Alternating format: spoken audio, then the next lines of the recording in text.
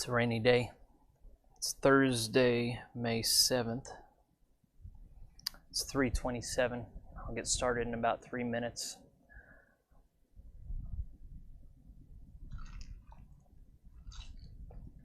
I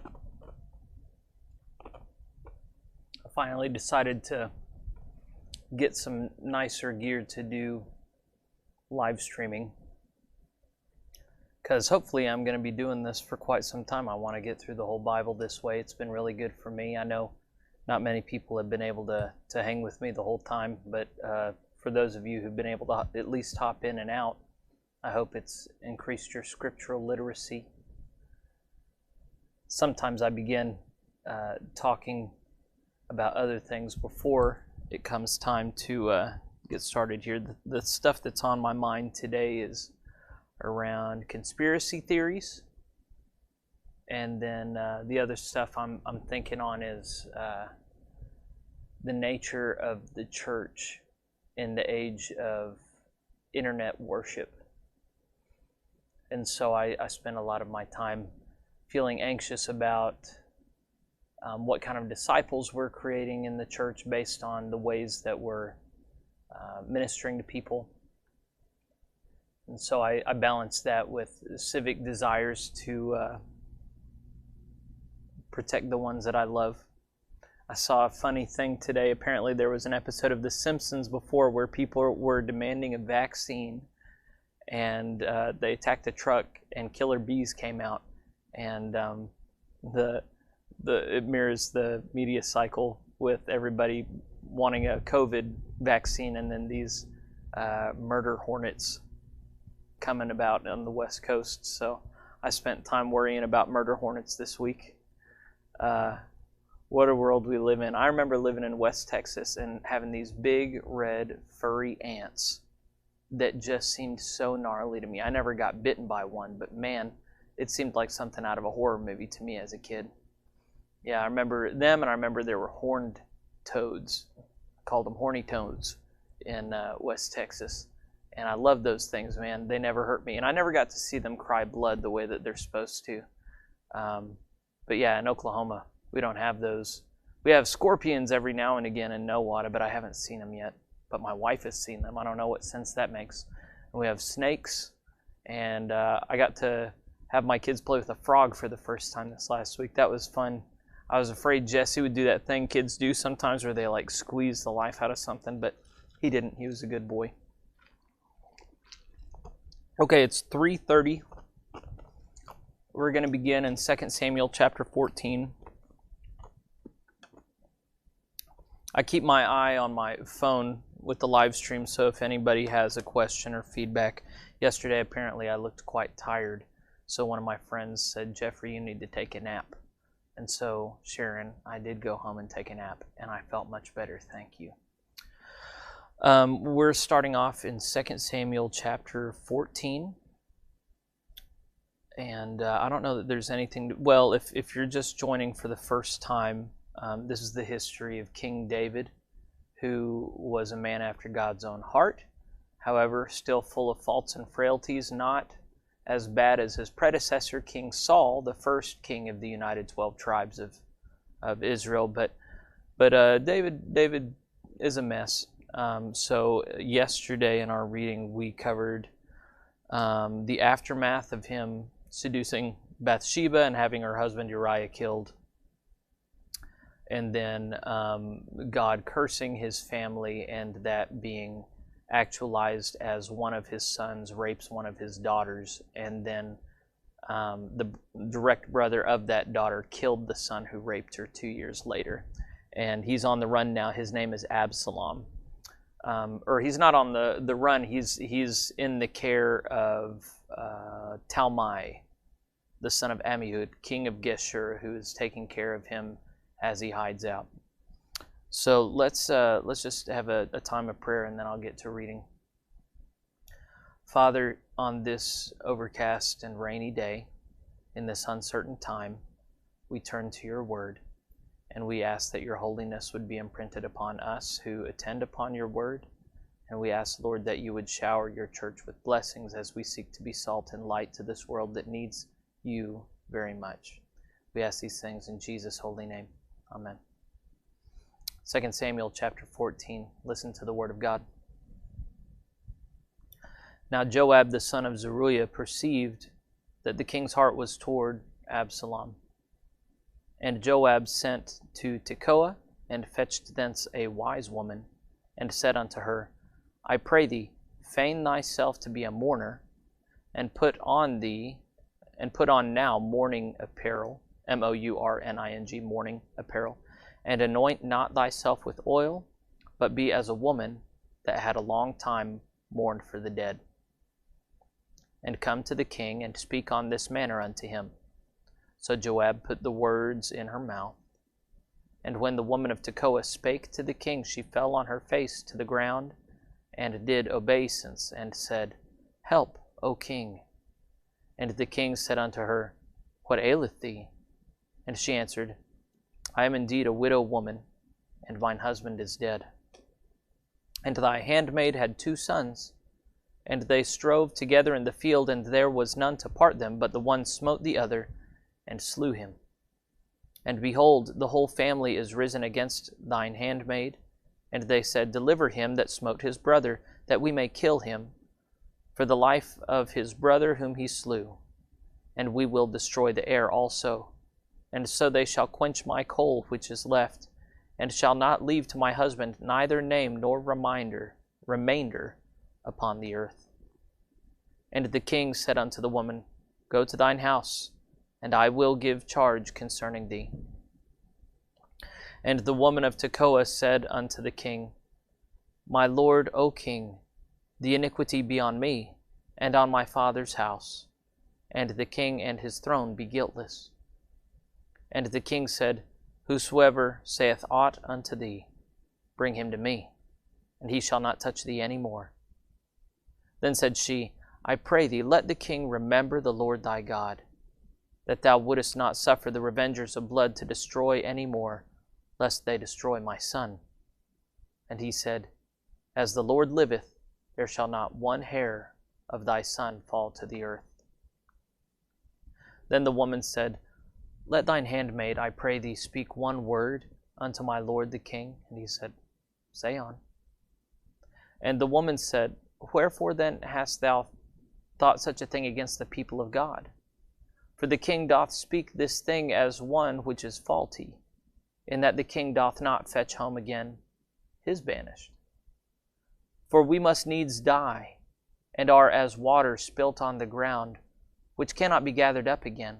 Neither doth God respect any person, yet doth he devise means, that his banished be not expelled from him.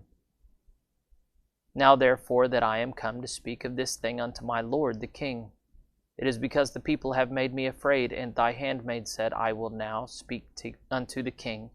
It may be that the king will perform the request of his handmaid. For the king will hear to deliver his handmaid out of the hand of the man that would destroy me and my son together out of the inheritance of God. Then thine handmaid said, The word of my lord the king shall now be comfortable. For as an angel of God, so is my lord the king to discern good and bad. Therefore the Lord thy God will be with thee.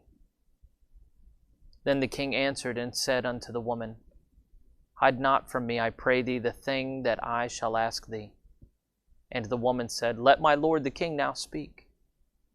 And the king said, Is not the hand of Joab with thee in all this? And the woman answered and said, As thy soul liveth, my lord the king, none can turn to the right hand or to the left from aught that my lord the king hath spoken. For thy servant Joab, he bade me, and he put all these words in the mouth of thine handmaid. To fetch about this form of speech hath thy servant Joab done this thing. And my lord is wise, according to the wisdom of an angel of God, to know all things that are in the earth. And the king said unto Joab, Behold, now I have done this thing. Go therefore, bring the young man Absalom again. And Joab fell to the ground on his face, and bowed himself, and thanked the king. And Joab said, Today thy servant knoweth that I have found grace in thy sight, my lord, O king, in that the king hath fulfilled the request of his servant.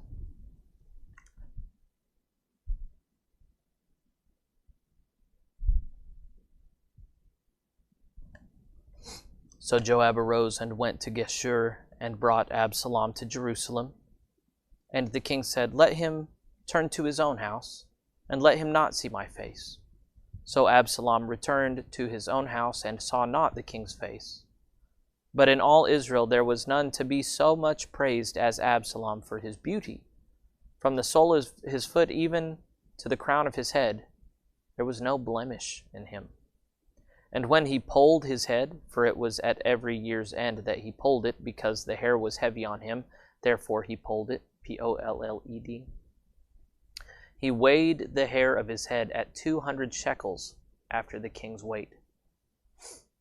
And unto Absalom there were born 3 sons, and 1 daughter, whose name was Tamar. She was a woman of a fair countenance. So Absalom dwelt 2 full years in Jerusalem, and saw not the king's face. Therefore Absalom sent for Joab to have sent him to the king. But he would not come to him. And when he sent again, and the second time, he would not come.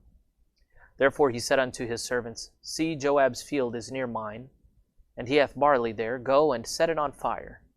And Absalom's servants set the field on fire. Then Joab arose and came to Absalom unto his house, and said unto him, "Wherefore have thy servants set my field on fire?" And Absalom answered Joab, "Behold, I sent unto thee, saying, Come hither, that I may send thee to the king, to say, Wherefore am I come from Geshur? It had been good for me to have been there still. Now therefore let me see the king's face, and if there be any iniquity in me, let him kill me." So Joab came to the king and told him. And when he had called for Absalom, he came to the king and bowed himself on his face to the ground before the king. And the king kissed Absalom. This is the word of the Lord. Thanks be to God.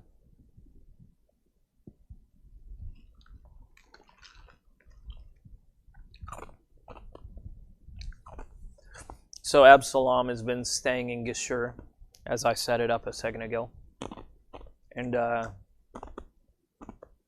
Joab, David's nephew, the general of his armies, knows that it weighs heavily upon David, and out of pity for him concocts this, he gets this woman from Tekoa. There's a prophet from Tekoa, Amos, I think. And she comes with this contrived story that helps David to be clear on the situation with his own son. This is the second time we've seen him manipulated by someone to see his own life differently while looking at someone else's life. The first time was Nathan making up a story about a rich man who took a poor man's little ewe lamb when he had plenty of sheep of his own. That's what taught him to feel the shame at his conduct with Bathsheba.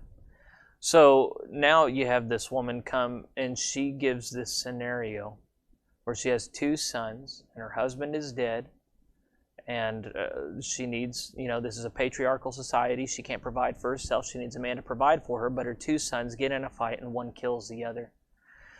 And in ancient Israel, there's an avenger of blood. Whenever you shed someone's blood, they're made in God's image, you have committed a capital crime, and you need to be killed as well. But the problem is, if they kill this son that killed his brother, well, then she has no one to care for her. So David understands that this son, even though he's guilty, needs to be protected, and so he vows to protect him.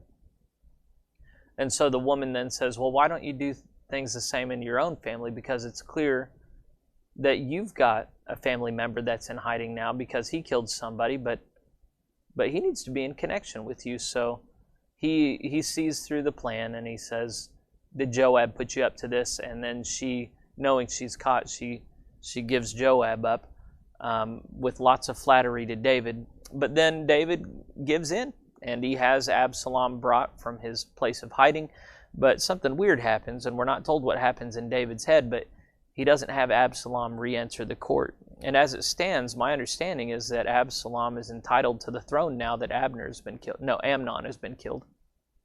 So it's odd that he's living in Jerusalem. However, he's not allowed to re-enter royal areas. So he, after 2 years of this, and I remember he waited 2 years to kill Amnon. So anyway, after 2 years, he wants to meet with his father and just get this thing over with. If David's going to kill him, let's just go ahead and get it over with. However, Joab won't respond to any calls for attention. So finally, to get Joab's attention, Absalom has his servants set Joab's fields on fire, which is quite a way to get somebody's attention. But anyway, he comes out, and then finally Absalom says, let's do this thing. And so Joab brings him to the king. Absalom bows before the king. They kiss, and all seems to be okay. Spoiler alert, it's not okay. But we'll deal with that in time. The way that Wesley breaks down this chapter, you have the story told David of the widow of Tekoa in verses 1 through 20. Then Absalom is brought back to Jerusalem, but not to court, in verses 21 through 24. Then you have an account of Absalom's person and children in verses 21 through 27. Oh yes, he has a sister named Tamar, a daughter named Tamar, after his sister who was raped. And then he is at length introduced to David in verses 28 through 33.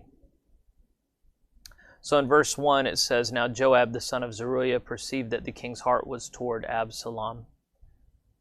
Wesley here remarks, he desired to see his son, but was ashamed to show kindness to one whom God's law and his own conscience obliged him to punish. He wanted therefore a fair pretense, which therefore Joab gave him. In verse 2 it says, And Joab sent to Tekoa and fetched this wise woman and told her not to anoint herself. And anoint means pour oil on. Wesley here notes, as they used to do when they were out of a mourning state. So as normal, I think here what it's talking to, there's just an ancient means of cleaning yourself, which was applying oil to your skin, which would bond with any grime on your skin, and then you'd scrape it off. It was just a way of making yourself look fresh. They didn't have soap back then. They didn't have modern plumbing, so they couldn't wash their face like you or I might. So anointing one's head and face would be a way of freshening oneself up. And he just wants her to look disheveled and in a state of mourning. In verse 5, it says, And the king said unto her, What aileth thee? And she answered him, I am indeed a widow woman, and mine husband is dead. So right after this, well, let's see what Wesley says. A widow is one of them who most need thy compassion, and whom thou art by God's law obliged in a singular manner to relieve. So yeah, there's a good deal in the Bible about caring for the widow and the orphan, because these are unprotected people. Yeah, her husband is dead, she's a widow. Verse 9, it says, And the woman of Tekoa said unto the king, My lord, O king, the iniquity be on me and on my father's house, and the king and his throne be guiltless. Wesley here notes, If through thy forgetfulness or neglect of this my just cause, my adversaries prevail and destroy my son, my desire is that God would not lay it to the king's charge, but rather to me and mine, so the king may be exempted thereby, whereby she insinuates that such an omission will bring guilt upon him, and yet most decently orders her phrase so as not to blame or threaten the king. The sense seems best to agree with David's answer, which shows that she desired some farther assistance of the king's care. Yeah, it's kind of a weird phrase, and I can't pretend to understand it as well as Wesley claims to. She has a lot of... So the dynamic we're not necessarily understanding here is kings were often judges for the poor and for the not poor, but people would come before the king for a royal decree or pronouncement. Typically, in the ancient Near East, in the Far East, and in the West, a king would have a hall with his throne where he would hold his court, and he had lots of officials who would be in his presence, and he would administer justice upon his lands, and then he would also go, he's just the head of state here.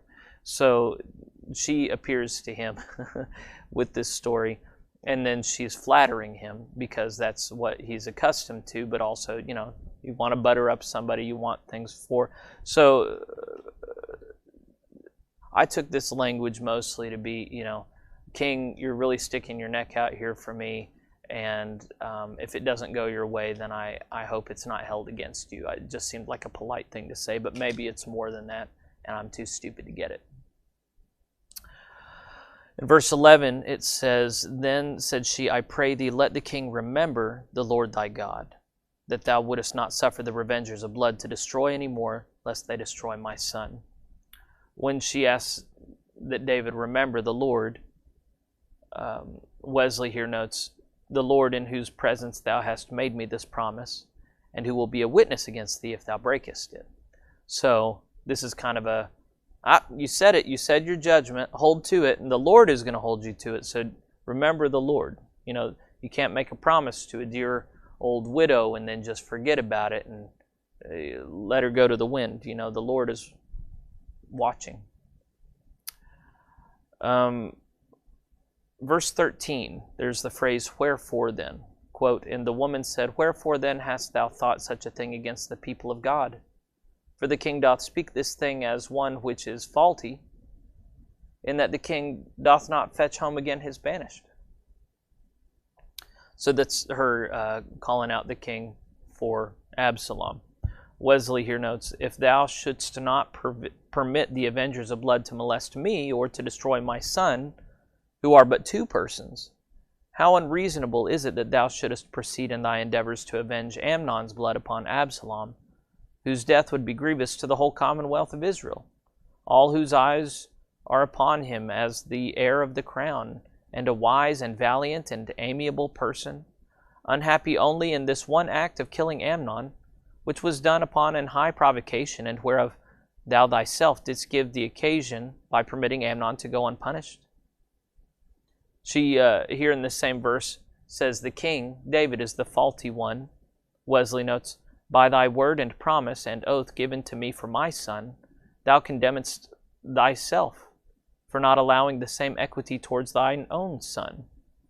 It is true Absalom's case was widely different from that which she had supposed, but David was too well affected to him to remark that difference, and was more desirous than she could be to apply that favorable judgment to his own son, which he had given concerning hers.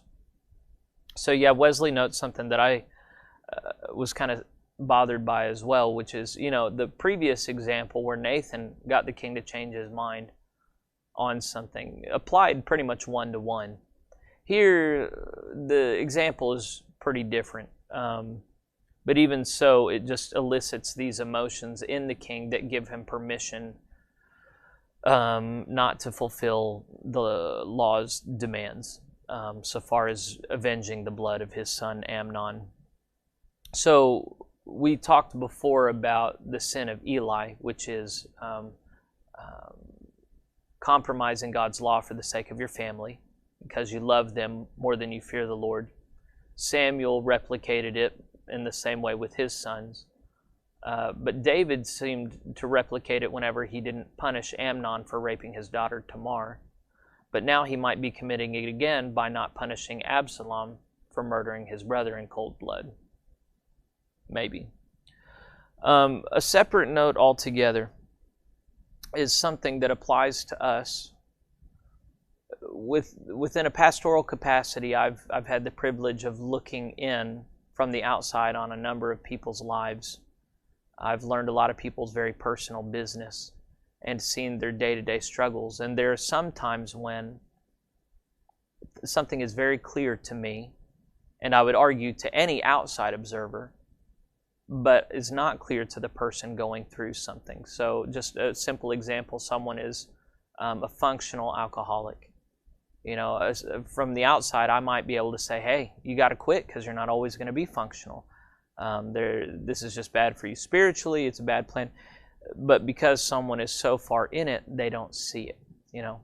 Or someone might have a child who's behaving badly, but they still see their child as this little innocent baby, but they're not. They're just not doing well. You know, so there are lots of different examples where from the outside something is clear, but it's only when you're inside and you're too close to it that a person's eyes get blurred and they can't see something clearly. So there's something to be said for trying to look at your own life from the outside, stepping outside of your shoes and looking back inward at your life as an outside observer. Because there is one thing that the Lord hates is hypocrisy. And hypocrisy is treating yourself and your own circumstances on a different standard than you would have others treated. So many of us have dysfunctional, unhealthy, unholy things in our lives that we've learned to tolerate and not take issue with. It's very important that we learn to step outside of ourselves and see it how God sees it, see it how another person who loves us would see it how our enemies would see it, and it could scandalize Christ if you're a believer. So that's the thing that David twice here has needed done for him. He's needed to have someone help him step out of his own shoes so that he can get a good perspective on his life. Let's move on. We have a note on the word we in verse 14. For we must needs die, and are as water spilt on the ground, which cannot be gathered up again. So this is the widow speaking, just saying, everybody's going to die. Wesley here notes, we shall certainly die, both thou, O king, who art therefore obliged to take care of thy successor, Absalom, and Absalom, who, if he do not die by the hand of justice, must shortly die by the necessity of nature. And Amnon too must have died in the common way of all flesh, if Absalom had not cut him off. So this is kind of a relativistic argument. And it's not really a serious argument. If you got charged with a murder and you appeared in court and said, he was going to die someday anyway, and you know what, judge? You're going to die from something someday. I'm going to die from something someday. Does it really matter who dies of what and when at whose hand? The answer to that is yes, it does matter. But anyway, that's kind of what she says here apparently. All right, so we're still in verse 14, and after that it says, neither doth God respect any person, yet doth he devise means that his banished be not expelled from him. When she says that God doesn't respect persons, this is a phrase found in the Old and New Testament several times. Wesley here notes, so far as to exempt him from this common law of dying. So God doesn't play favorites and keep people from dying. She somehow doesn't seem to know. Elijah hasn't happened yet, but Enoch didn't die. God took him up into heaven, and then Elijah gets taken up into heaven. One second.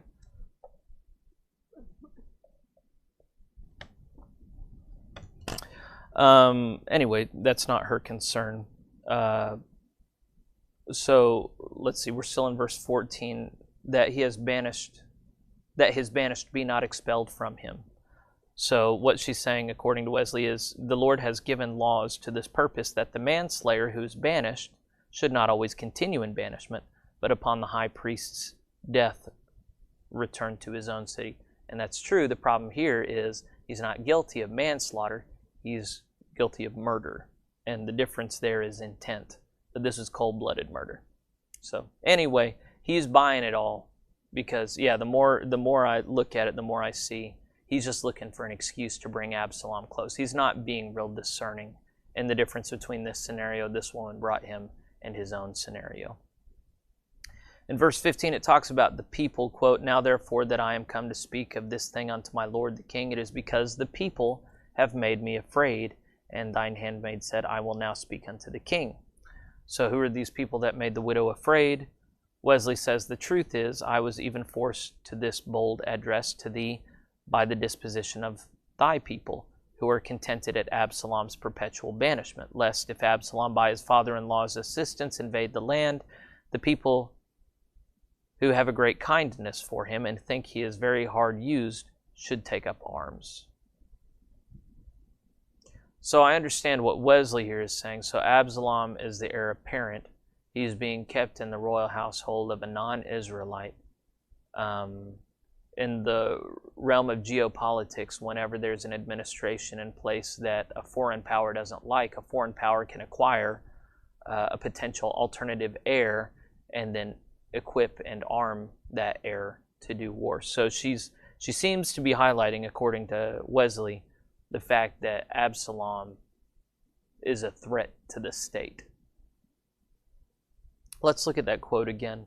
Now therefore that I am come to speak this thing unto my lord the king? It is because the people have made me afraid.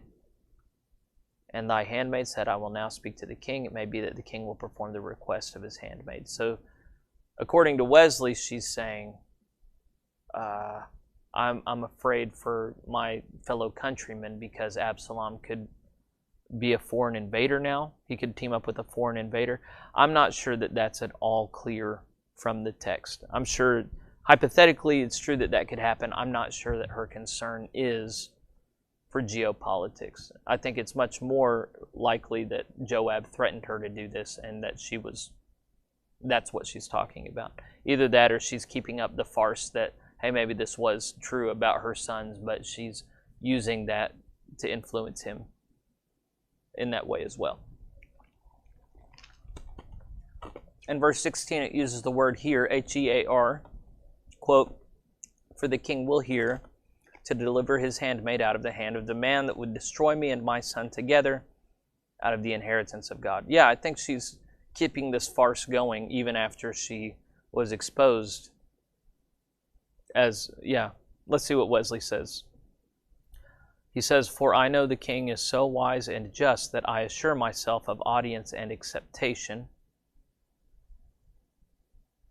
to deliver his handmaid out of the hand of the man that would. Wesley here says, to grant my request concerning my son, and consequently the people's petition concerning Absalom, that would destroy me and my son together out of the inheritance of God. Wesley says, implying that her life was bound up in the life of her son, and that she could not outlive his death, and supposing that it might be David's case also, and would therefore touch him in a tender part, though it were not proper to say it expressly, and thereby suggesting that the safety and comfort of the people of Israel depended upon Absalom's restitution.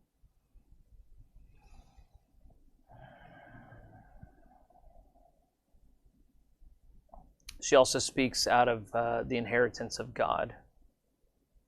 Yeah, for the king will hear to deliver his handmaid out of the hand of the man that would destroy me and my son together out of the inheritance of God. What is that inheritance? That is, out of the land which God gave to his people to their inheritance, and in which alone God hath settled the place of his presence and worship, whereby she intimates the danger of Absalom's living in a state of separation from God and his house amongst idolaters.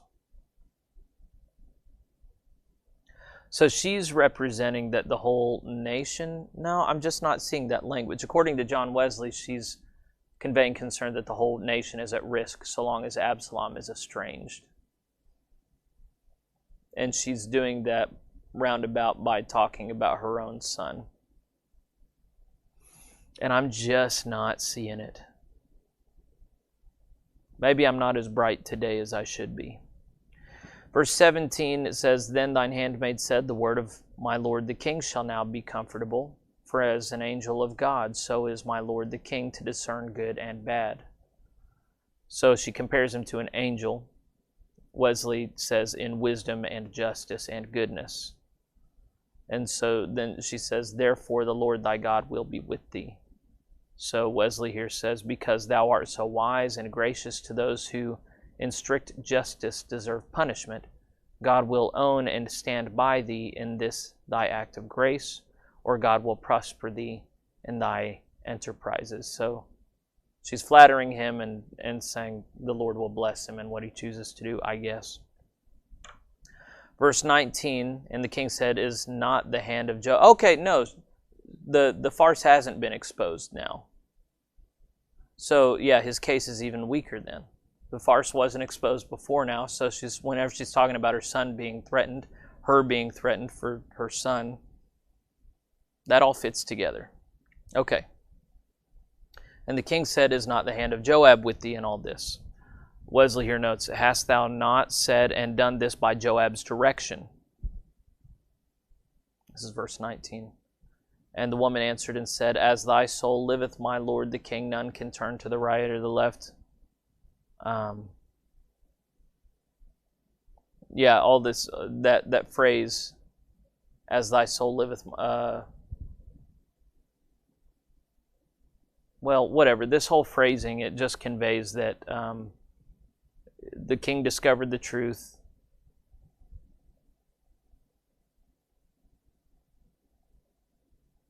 Yeah, so she tattles on Joab and she says, he bade me, and he put all these words in the mouth of thine handmaid.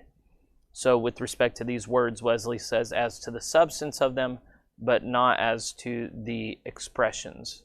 For these were to be varied as the king's answer gave occasion.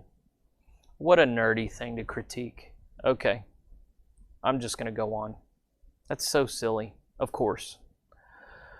Verse 20, there's the phrase to fetch.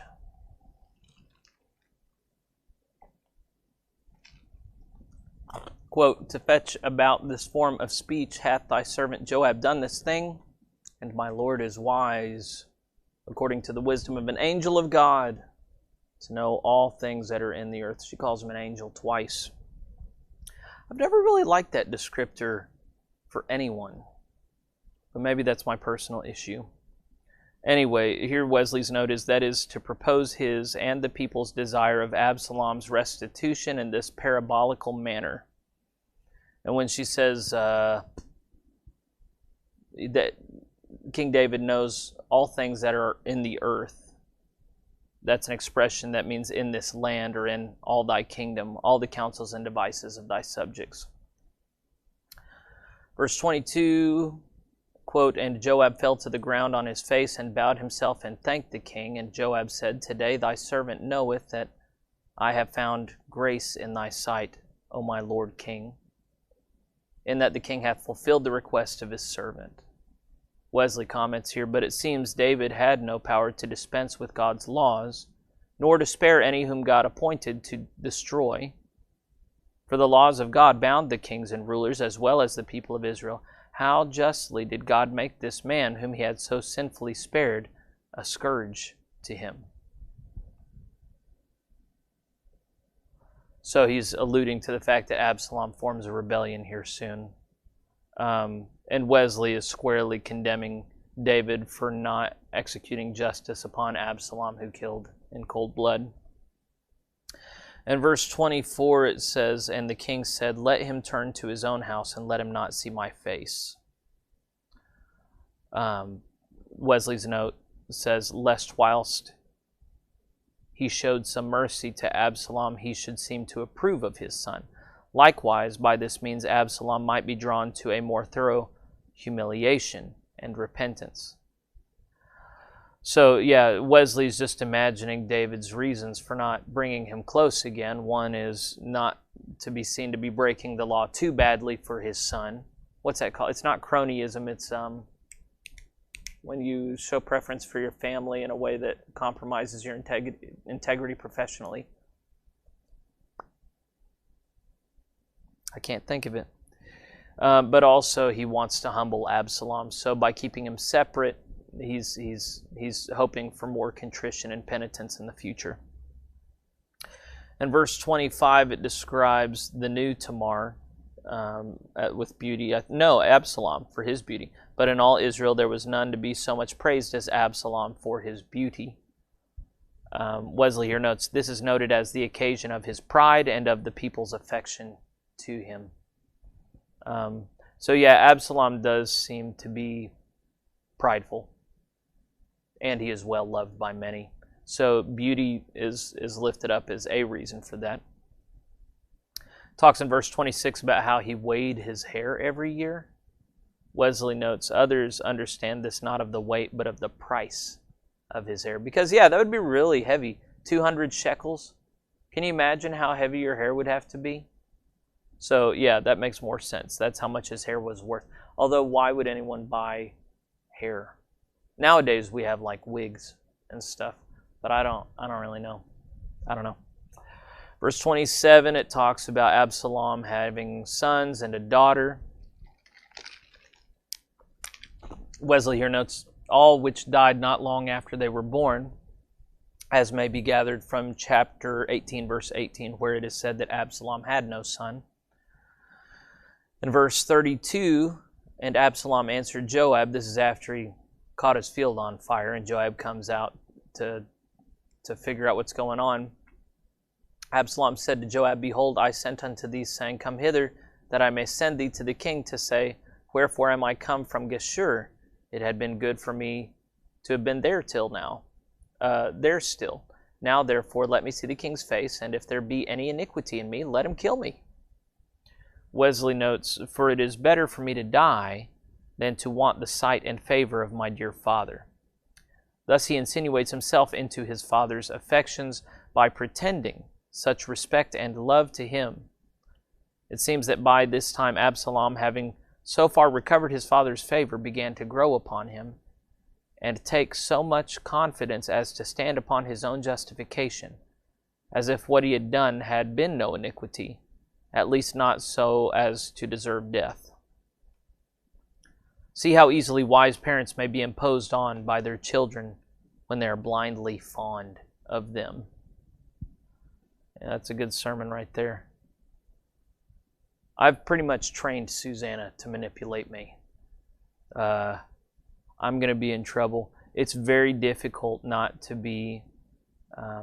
I find my children's affection intoxicating. Like, I feel my brain turn off when if they just sweetly touch my face, or if they say, Dad, Dad, man, my brain turns off. My heart just, I'm in trouble. So, but I see it coming. The Bible's warned me. The last note on this verse is number 33, with respect to the kissing, how the king kissed Absalom after they reunited. Wesley notes, did the bowels of a father prevail to reconcile him to an impenitent son? Bowels, usually the only time we talk about bowels is in the context of pooping nowadays, but bowels in this context of 18th century England is the seat of your feelings. So did his feelings prevail to reconcile him to an impenitent son? And shall penitent sinners question the compassion of him who is the Father of mercy? If Ephraim bemoan himself, God soon bemoans him with all the expressions of fatherly tenderness. He is a dear son, a pleasant child. So here Wesley turns the conversation. So in Absalom, we're dealing with an impenitent son who shouldn't really be forgiven. And because he's forgiven, it manifests in this big unholy rebellion that takes place. But that's entirely different from a son that actually has humility and repents of his sin, in which case we do have a Father in heaven who eagerly forgives and returns us to a position of intimacy. Okay. All right, we are now turning to chapter 15 in 2 Samuel. I'm going to take another sip and then we can pick back up.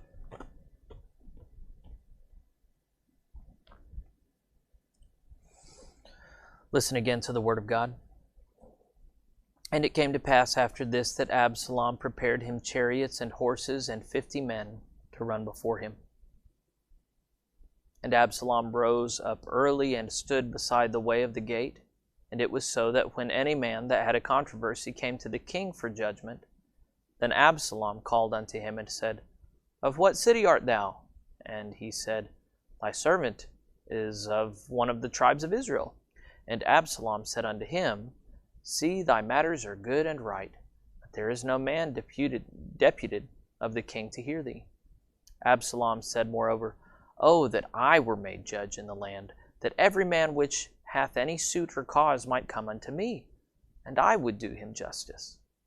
And it was so, that when any man came nigh to him to do him obeisance, he put forth his hand, and took him and kissed him. And on this manner did Absalom to all Israel that came to the king for judgment. So Absalom stole the hearts of the men of Israel. And it came to pass after 40 years that Absalom said unto the king, I pray thee, let me go and pay my vow which I have vowed unto the Lord in Hebron. For thy servant vowed a vow while I abode at Geshur in Syria, saying, If the Lord shall bring me again indeed to Jerusalem, then I will serve the Lord. And the king said unto him, Go in peace. So he arose and went to Hebron. But Absalom sent spies throughout all the tribes of Israel, saying, As soon as ye hear the sound of the trumpet, then ye shall say, Absalom reigneth in Hebron. And with Absalom went 200 men out of Jerusalem that were called, and they went in their simplicity, and they knew not anything. And Absalom sent for Ahithophel, the Gilonite, David's counselor, from his city, and the conspiracy was strong, for the people increased continually with Absalom. And there came a messenger to David, saying, The hearts of the men of Israel are after Absalom. And David said unto all his servants that were with him at Jerusalem, Arise, and let us flee, for we shall not else escape from Absalom. Make speed to depart, lest he overtake us suddenly, and bring evil upon us, and smite the city with the edge of the sword. And the king's servants said unto the king, Behold, thy servants are ready to do whatsoever my lord the king shall appoint. And the king went forth, and all his household after him, and the king left 10 women which were concubines to keep the house. And the king went forth, and all the people after him, and tarried in a place that was afar off. And all his servants passed on beside him, and all the Cherethites, and all the Pelethites, and all the Gittites, 600 men which came after him from Gath, passed on before the king. Then said the king to Ittai the Gittite, Wherefore goest thou also with us? Return to thy place, and abide with the king, for thou art a stranger, and also an exile. Whereas thou camest but yesterday, should I this day make thee go up and down with us? Seeing I go whither I may, return thou, and take back thy brethren. Mercy and truth be with thee. And Ittai answered the king, and said, As the Lord liveth, and as my lord the king liveth, surely in what place my lord the king shall be, whether in death or life, even there also will thy servant be. And David said to Ittai, Go and pass over. And Ittai the Gittite passed over, and all his men, and all the little ones that were with him. And all the country wept with a loud voice, and all the people passed over. The king also himself passed over the brook Kidron, and all the people passed over toward the way of the wilderness. And lo, Zadok also, and all the Levites were with him, bearing the ark of the covenant of God, and they set down the ark of God. And Abiathar went up until all the people had done passing out of the city. And the king said unto Zadok, Carry back the ark of God into the city. If I shall find favor in the eyes of the Lord, he will bring me again, and show me both it and his habitation. But if he thus say, I have no delight in thee, behold, here am I.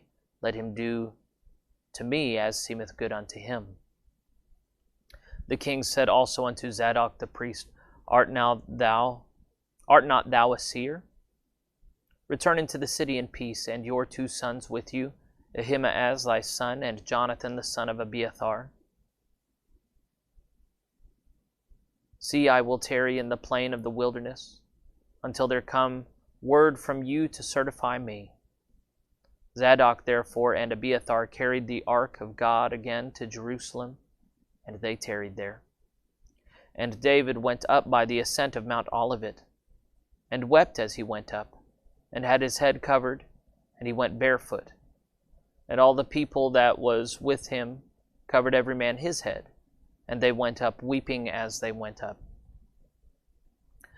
And one told David, saying, Ahithophel is among the conspirators with Absalom. And David said, O Lord, I pray thee, turn the counsel of Ahithophel into foolishness. And it came to pass that when David was come to the top of the mount, where he worshipped God, behold, Hushai the Archite came to meet him with his coat rent, and earth upon his head. Unto whom David said, If thou passest on with me, then thou shalt be a burden unto me. But if thou return to the city, and say unto Absalom, I will be thy servant, O king, as I have been thy father's servant hitherto, so will I now also be thy servant. Then mayest thou for me defeat the counsel of Ahithophel. And hast thou not there with thee Zadok and Abiathar the priests?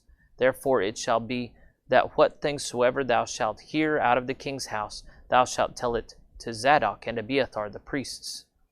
Behold, they have there with them their 2 sons, Ahimaaz Zadok's son, and Jonathan Abiathar's son. And by them ye shall send unto me everything that ye can hear. So Hushai, David's friend, came into the city, and Absalom came into Jerusalem. This is the word of the Lord. So this is political intrigue. This is a lot of movement of people. Absalom, who at the end of chapter 14 was reconciled to his father and kissed him, now starts acting covertly to overthrow his father's kingdom. People from all over Israel would come to the capital city for the king to judge their affairs, and Absalom would waylay them and lie to them, saying that David was not judging between cases and administering justice anymore. And then he says, but you know, if people made me head honcho, if they made me king, then I would gladly dispense justice in the land. So he provides a false sense of need that's actually fully available, and then he puts himself in the position to satisfy it. So from the very get-go, it's very clear that he is trying to get his father cast out or killed and erect himself now as the king. So we start out with Absalom feeling sorry for him and sympathizing with him because he takes care of his sister who is raped, and then he avenges her upon Amnon. However, it becomes clear that he's just another selfish, ambitious, prideful man. So anyway, he successfully gets the favor of a lot of influential men in particular throughout the country, and then it comes time for him to actually do his rebellion. So he gets his father's leave to go to Hebron, saying that he took a vow to visit the Lord or pay homage to the Lord there. David releases him, but then a bunch of men from Jerusalem go with him, and then he starts gathering an army to him. And so when word finally gets to David, it's too late. There's nothing to be done except escape the capital city because Absalom is on the march. He leaves 10 of his concubines behind just to oversee the household, and then he heads out with all of his servants, some of whom he sends back to serve in Absalom's court. So the last guy he sends back is Hushai, who's going to be his primary spy, who's going to pass along information to the priests that are staying in Jerusalem, who will then get information to David. So yeah, we've got Ittai the Gittite, we've got Zadok, Jonathan, Ahimaaz, Ahithophel, Abiathar, Hushai. Yeah, there's a lot of names to hold on to, and hopefully I'll be able to keep them all straight as we go through here. Let's look at how John Wesley breaks this down. You have Absalom steals the hearts of the people in verses 1 through 6. He conspires against David in verses 7 through 12. David flies from Jerusalem in verses 13 through 18. He confers with Ittai and passes over Kidron in verses 19 through 23. He sends back Zadok with the ark in verses 24 through 29. His prayer on this occasion in verses 30 and 31. And he concerts with Hushai in verses 32 through 37. So yeah, the chapter ends with him abandoning the holy city and crossing over this river in mourning. It's interesting, he goes up this hill, Olivet, and that's mentioned in the New Testament as a place where Jesus spends some time, but he's mourning. But anyway, Absalom comes in and occupies the city as soon as he's gone. In verse 1, I'll flip back, talks about, it came to pass after this that Absalom prepared him chariots and horses and 50 men to run before him. Wesley says, as being the king's eldest son, now Amnon was dead, for Chileab, who was his eldest brother in chapter 3, verse 3, was either dead or incapable of the government. And this course he knew would draw the eyes of the people to him and make them conclude that David intended him for his successor. So, yeah, there's been some question all along as to how firmly the rules of this monarchy are established. If the crown automatically goes to the eldest son, or if there's some kind of competition between the descendants, the children of a given king to see who would be the best king. Chileab is listed as being older than Absalom. So here it could be that Chileab is actually the next one in line. This isn't what David is saying. David is saying Chileab's already out. He's either dead or he's just like an invalid or something. But it could be that he's in the running, but Absalom is going ahead and puffing himself up to look more kingly. In verse 2 it says, and Absalom rose up early. To do what? And stood beside the way of the gate. And so this is when he's catching people before they get to his father.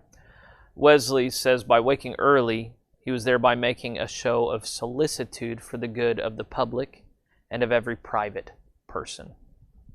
I'm not sure solicitude. Solicitude, care or concern for someone or something. So Wesley is saying by being awake early, he's showing extra care of the people. Which probably, yeah, that makes sense. And he stood by the way of the gate, and it was so that when any man that had a controversy came to the king for judgment, then Absalom called unto him. Wesley here notes preventing him with the offers of his assistance, and if he were ready to make particular enquiry into the state of his cause. Verse 3 says, and Absalom said unto him, see, thy matters are good and right. Wesley notes, upon some very slight hearing of their cause, he approved it, that he might oblige all. So he's pretending to be a judge, but he's always sympathizing with the person that comes to him. He's not really scrutinizing them. But there is no man deputed of the king to hear thee. Wesley here notes, none such as will do thee justice. The other sons and relations of the king and the rest of the judges and rulers under him and them are wholly corrupted, or at least not careful and diligent as they should be. And my father, being grown in years, is negligent of public affairs. It is the way of turbulent, aspiring men to reproach the government they are under. Even David himself, the best of kings, could not escape the worst of censures. So that there was a very key phrase in there that applies to our current context. It is the way of turbulent, aspiring men to reproach the government they are under. Wesley did not find it admirable or good or helpful to criticize one's government. That sounds odd to us in America. I mean, that's the waters we swim in. I was listening, or I think it was I forget how I encountered it, but one of the things people don't know about D-Day that kicked off World War II for us whenever we went on the shores of Normandy in World War II, that was not necessarily the best way for us to begin. It had a high casualty rate. There might have been some other ways. It's been a while since I looked into this, but actually Normandy was kind of an unnecessary body count.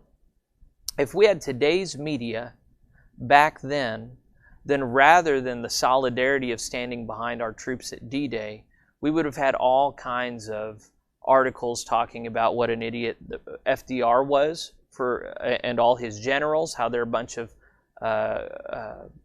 idiots going along with him. We would have heard that they don't care about the working man or the people's blood being spilt. And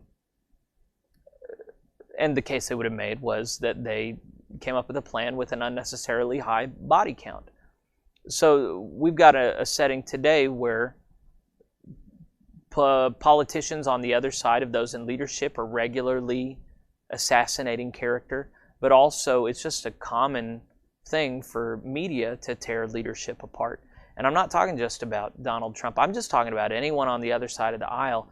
There is this very instantaneous tendency that Americans have to dehumanize and demonize people with whom they disagree, especially those in government. And I'm not saying that I like everyone in government. I don't. I think we've got a lot of really bad actors in government.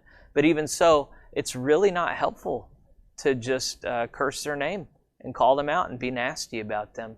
Really, the only thing to be done for a mature populace is to educate everybody about a given leader's track record and then empower them to vote effectively. That's the system that we've got. But people don't like that. They get uncomfortable, or they get like impatient with that, and then they feel like they have a role to play right now, so far as like calling out the bad guys and like helping everybody hate them and stuff. And that's just a really junior high-ish way of going through life. I'm just not impressed by that. And Wesley's not impressed by that. He says it is the way of turbulent, aspiring men to reproach the government that they are under.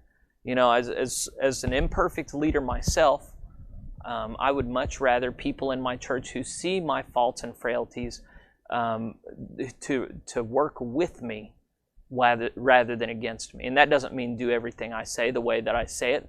That means help me understand that you're on my side, and then work to help me be the good guy. And if we did that as a nation, things would be very different than they are today. Verse 7, it talks about after 40 years. Yeah, this was kind of confusing. And it came to pass after 40 years that Absalom said unto the king, I pray thee, let me go and pay my vow. Wesley notes, from the change of the government into a monarchy, which was about 10 years before David began to reign. So this fell out about the 30th year of his reign.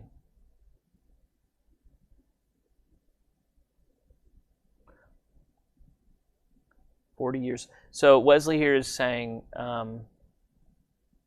the government was changed into a monarchy about 10 years before David began to reign. So I guess that would be Saul reigned as king for 10 years.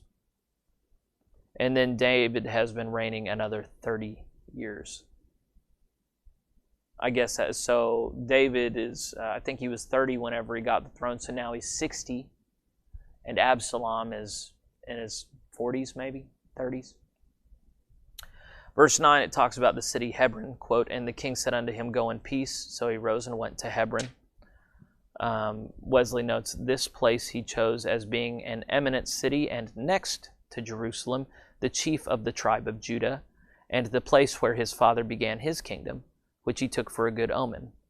And where it is probable he had secured many friends, it was also at a convenient distance from Jerusalem. So it's close. It's a place of great influence in the tribe of Judah, and it's a place where they've already had a king reign before. So this is just political maneuvering to a smart place of power.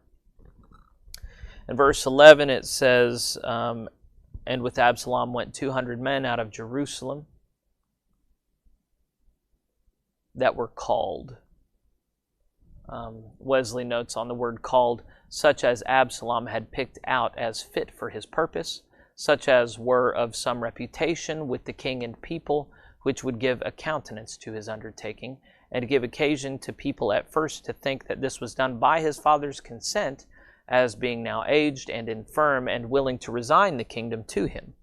It is no new thing for good men to be made use of by designing men to put a color upon ill practices.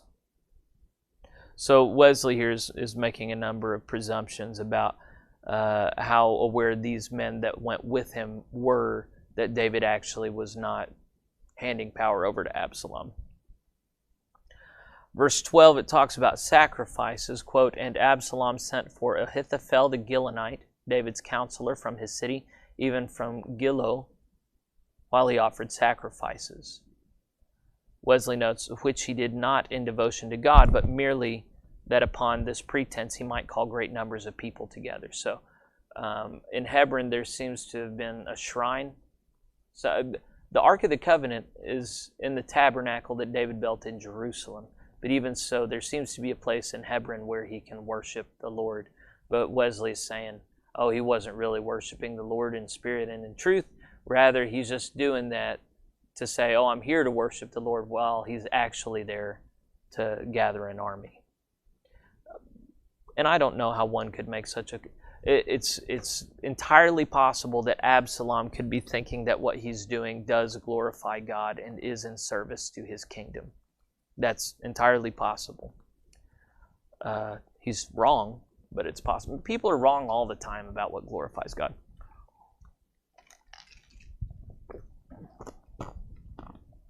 Verse 14, it says, and David said unto all his servants that were with him at Jerusalem, arise and let us flee. Wesley here notes, for though the fort of Zion was strong, and he might have defended himself there, Yet he had not laid in provisions for a long siege. And if he had been once besieged there, Absalom would have got speedy possession of his whole kingdom. Whereas if he marched abroad, he might raise a considerable army for his defense. Besides, the greatest part of Jerusalem could not be well defended against him. There's also what we see in a bit, which is that David just barely has a heart to fight his own son. So he seems conflict averse here. He's not necessarily this conquering general who is just caught by surprise and gathers an army to himself. Rather, he's kind of like this dejected, defeated, discouraged man who's just throws in the towel from the get-go. Except, he is putting agents in place, but he doesn't seem to be interested in a prolonged siege. And that's to his credit. Jerusalem does see prolonged sieges in other points of history, and it goes terribly for those in Jerusalem. Verse 16, there's a comment on the phrase after him. Quote, and the king went forth and all his household after him. Wesley notes, or on foot, which the king chose to do to humble himself under the hand of God, to encourage his companions in the hard and comfortless march, and to move compassion in his people towards him. It says that he leaves 10 concubines behind in that same verse. Wesley notes, for he supposed that their sex would protect them, and their relation to David would gain them some respect, or at least safety from his son Absalom. It's not a safe assumption. Verse 17, there's the phrase far off. Quote, and the king went forth and all the people after him and tarried in a place that was afar off. Wesley notes, at some convenient distance, though not very far. Yeah, we're not talking miles, we're talking yards. Or maybe 1 mile. Verse 18, it talks about the Gittites, quote, and all his servants passed on beside him, and all the Cherethites, and all the Pelethites, and all the Gittites. 600 men which came after him from Gath passed on before the king. We've talked about the Cherethites and the Pelethites. Those are the king's guards that either serve different functions or come from other ethnicities and guard against Israelites that would seek to do David harm. We haven't heard about the Gittites. What Wesley says about the Gittites is, or rather strangers, as Ittai their head is called in verse 19, and they are called his brethren in verse 20. Probably they were Philistines by birth, because, Gath is a Philistine city. Born in the city or territory of Gath, as the following words imply, who by David's counsel and example were won to embrace the true religion, and had given good proof of their military skill and valor and fidelity to the king. So we talked about the Cherethites and Pelethites yesterday, and I had a good conversation with myself about the history of kings using militants from other nations as their own bodyguards for different reasons. So that I would point you to that because I don't want to do it again. Verse 19, there's the phrase, thy place. Quote, then said the king to Ittai the Gittite, wherefore goest thou also with us? Return to thy place and abide with the king. Wesley notes, to Jerusalem, where thy settled abode now is. He says, return to thy place to the king. Wesley says, with Absalom, who is now made king. And then it says, for thou art a stranger and also an exile. Wesley here clarifies, not much concerned in our affairs and therefore not fit to be involved in our troubles. So there's no point in you throwing your lot in with me. You're in exile, you're foreign, you haven't been with me very long. Go on home. You don't have a dog in this fight. Verse 20 talks about brethren, quote, whereas thou camest but yesterday, should I this day make thee go up and down with us? Seeing I go whither I may, return thou, and take back thy brethren. Wesley says, thy countrymen, the Gittites, are his brethren, according to verse 18. And then, let's see, we're in 20. Mercy and truth be with thee. Wesley here notes, since I am now unable to recompense thy kindness and fidelity to me, my hearty prayer to God is that he would show to thee his mercy, in blessing thee with all sorts of blessings, and his faithfulness in making good all these promises which he had made, not to Israelites only, but to all true-hearted proselytes, such as thou art. So Wesley does make an assumption that the Cherethites and the Pelethites and the Gittites have all converted to Judaism, although it's not stated explicitly anywhere. And this is something that it's a pattern we've seen in John Wesley throughout the Old Testament. He imputes onto the ancient Israelites an evangelical zeal for converting people to the one true faith that they just don't seem to have had. So I just invite anyone who keeps going on through this with me to be mindful of that, looking for occasions. Okay, are Israelites trying to convert people or just kill them and use them? I think the latter is much more easily seen in the text than any desire to convert people. In verse 21, there's the phrase, will thy servant be, quote, and Ittai answered the king and said, as the Lord liveth, and as my lord the king liveth, surely in what place my lord the king shall be, whether in life or in death, even there also will thy servant be. He's talking about himself in the third person. J.W. says, he is a friend indeed who loves at all times and will cleave to us in adversity. Thus should we cleave to the Son of David, that neither life nor death may separate us from his love. So here he just turns this into a little sermonette about how we should hold to Jesus as strongly as this guy is holding to his king.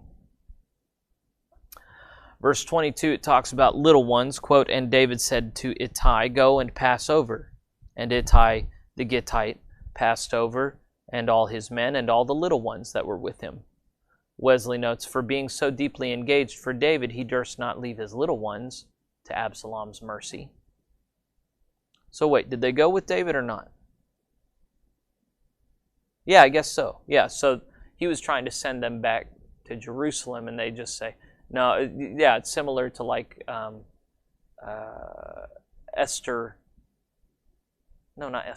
Ruth with Naomi. Whenever Naomi tries to send Ruth back away to her people, she just says, nope, I'm with you now forever. So that seems to be a very similar thing here. Verse 23, it talks about the river Kidron that they passed over. Wesley notes, or Cedron, C-E-D-R-O-N, which was near Jerusalem, the very same brook that Christ passed over when he entered upon his sufferings in John 18, verse 1. And then it says he went out the direction of the wilderness, here in verse 23. Wesley notes, which was between Jerusalem and Jericho. So that's where he's going. In Jericho, this is a descent, so he goes up a hill, Olivet, and then over this river, and then down into the plain of Jericho, I guess. That's the wilderness that he would be in. Verse 24, it says, and lo, Zadok also and all the Levites were with him, bearing the ark of the covenant of God, and they set down the ark of God. And Abiathar went up until all the people had done passing out of the city.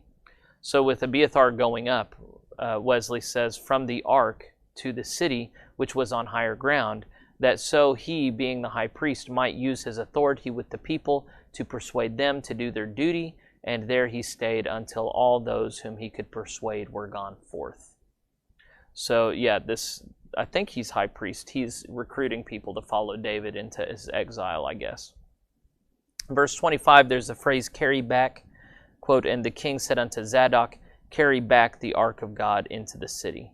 So wait, was 24 was Zadok. Well, wait. No, Abiathar. So Zadok and Abiathar were both together with the Levites. Okay, so now the king is talking to Zadok, carry back the ark of God into the city. So Wesley here notes, out of care and reverence to the ark, which though it might be carried out to a certain place, yet he might justly think unfit to carry it from place to place, he knew not whither, and out of respect to the priests, whom by this means he thought he should expose to the rage of Absalom, as he had before exposed them to Saul's fury. David also says in verse 25, "If I shall find favor in the eyes of the Lord, he will bring me again and show me both it and his habitation." With respect to the habitation, Wesley says that is the tabernacle which David had lately built for it in chapter 4, verse 17, in which the ark and God by means hereof ordinarily dwelled. So I'm not altogether certain about Wesley's language about exposing these guys to the rage of Absalom. The Levites stand kind of outside of, it's like attacking a priest today. Even people who don't believe in God really just don't want to do that. This is a person that's dedicated their life to holy things. You really want to leave them alone.